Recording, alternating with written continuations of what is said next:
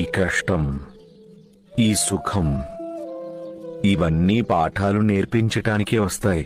కాబట్టి అవి రావటం అవసరం. ఎప్పుడైతే అందరూ పాఠం నేర్చుకుంటారో అప్పుడు కష్టాలు వెళ్ళిపోతాయి. ఇక అందరి జీవితాలు సంతోషమయమైపోతాయి. ఏమైంది సాయి? ఎక్కడైతే అంధకారం ఉందో అక్కడ వెలుగుని సృష్టించటానికి ప్రయత్నిస్తున్నాను బాయిజామ్మా.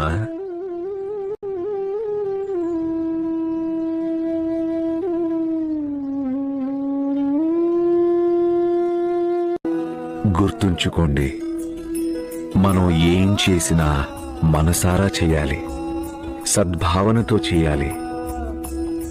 ఏది చేసినా దానివల్ల ఎవరికీ హాని కలగకూడదు. అప్పుడు మీకు కూడా ఎప్పుడూ హాని జరగదు, ఎన్నడూ అమంగళం జరగదు. యథో ధర్మ తథో జయః.